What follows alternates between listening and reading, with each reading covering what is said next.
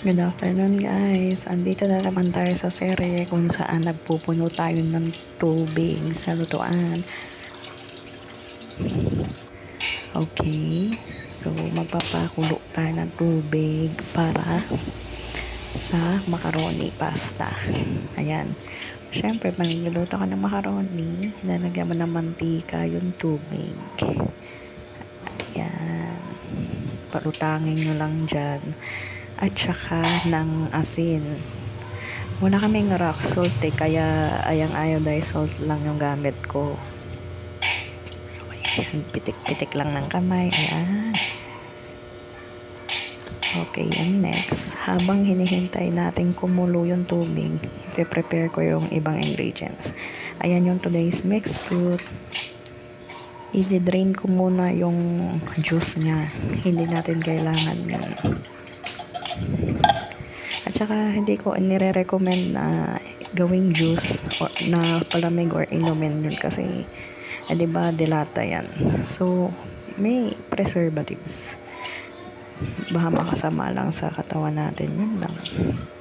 So ayan, naghanda ako ng Tupperware at nilagay ko muna yung dinrain ko na mixed fruit. Di ko na pinakita, nilinisan ko ng tubig.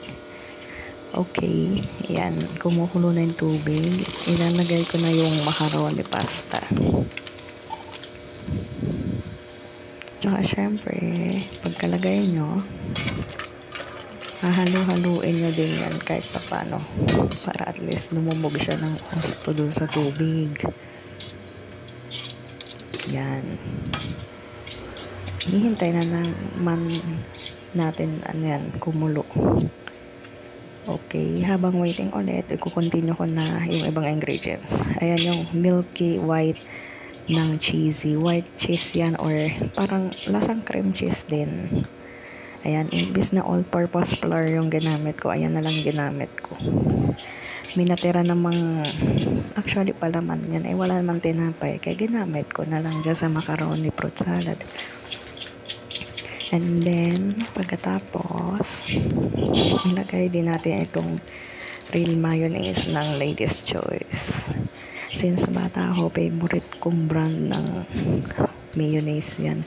Kasi iba talaga yung pagka-creamy niya eh.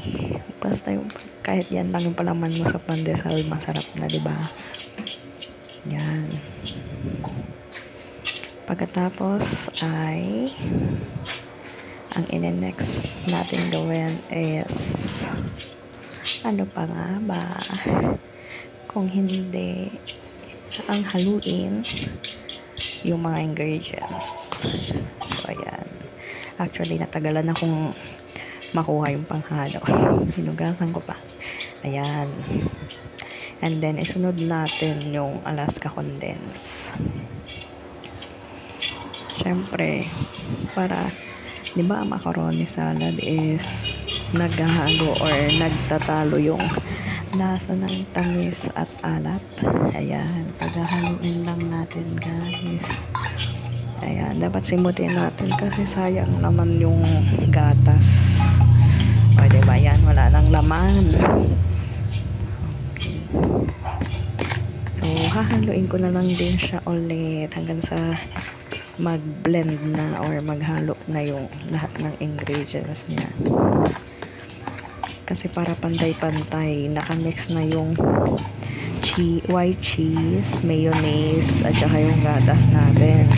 Kasi pangit naman kung may matitikman tayo na side na matamis lang or maalat lang. Kaya kailangan natin haluin yan. So there. Yan. Pwede na kayong fruit salad to. Huwag na lang natin ito ng a few moments later. Okay, kumukulo na siya.